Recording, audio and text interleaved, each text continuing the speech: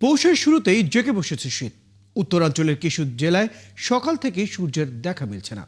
ঘন কুয়াশায় হেডলাইট জ্বালিয়ে চলছে যানবাহন। আবহাওয়া অফিস বলছে শীঘ্রই শৈত্যপ্রবাহের আশঙ্কা রয়েছে। সহকর্মীদের তথ্য ও ছবিতে প্রতিবেদন। ঠাকুরগাঁওয়ে গত ৩ দিন ধরে বৃষ্টির মতো ঝরছে ঘন কুয়াশা। মঙ্গলবার সর্বনিম্ন তাপমাত্রা নেমেছে প্রায় ১১ থেকে ১৩ ডিগ্রি সেলসিয়াসে। এই শীতে সবচেয়ে বেশি দুর্ভোগে পড়েছেন শ্রমজীবী মানুষ। কুয়াশার চাদরে ঢাকা থাকছে পঞ্চগড়ের জনপদ। শীতের তীব্রতা বেড়েছে কয়েক গুণ। মঙ্গলবার তেঁতুলিয়ায় সর্বনিম্ন তাপমাত্রা রেকর্ড করা হয়েছে ১২.৫ ডিগ্রি সেলসিয়াস।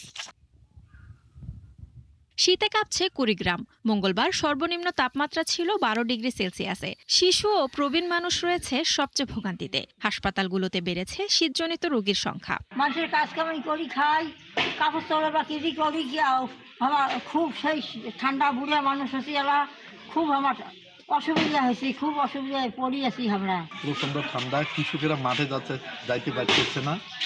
কৃষকরা মাঠে যা কাজ করবে, কাজ করতে পারতেছে না। শীত উপেক্ষা করেই জীবিকা নির্বাহে কাজে যাচ্ছেন চা শ্রমিকরা।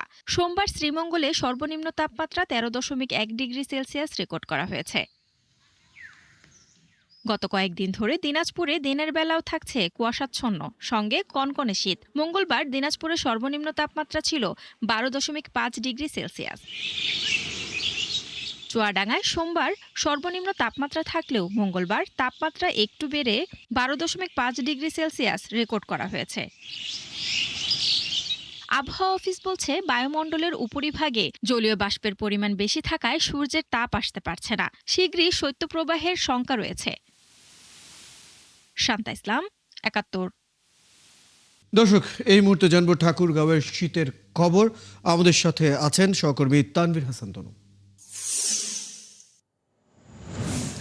তানভীর হাসান, শীতের তীব্রতা কেমন দেখছেন এবং শীত নিয়ে সাধারণ মানুষ এবং সেখানকার যে সাধারণ মানুষরা রয়েছেন এবং অন্যান্য যারা রয়েছেন তাদের কেমন প্রস্তুতি, কি পরিস্থিতি সেখানকার? রিয়েল আপনাকে জানিয়ে রাখি, ঠাকুরগাঁয়ে আজকে কিন্তু ১১ ডিগ্রি সেলসিয়াস তাপমাত্রা বিরাজ করছে। এই ১১ ডিগ্রি সেলসিয়াস তাপমাত্রা বিরাজ করার কারণে কিন্তু জনজীবন কিন্তু বিপন্ন হয়ে পড়েছে।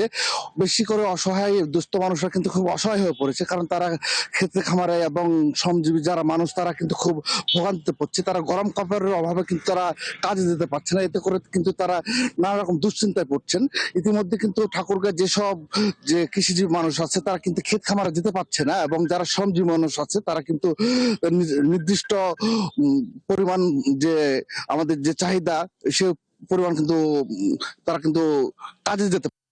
দর্শক, আমাদের সহকর্মী তানভীর হাসান তনু আমাদের সাথে যুক্ত ছিলেন, জানাচ্ছেন ঠিক ঠাকুরগাঁওয়ের শীতের পরিস্থিতি এবং আমরা তার কথায় বুঝতে পারছি সেখানে শীতের যে তীব্রতা সেটি বেশ প্রকোপ অবস্থায় রয়েছে।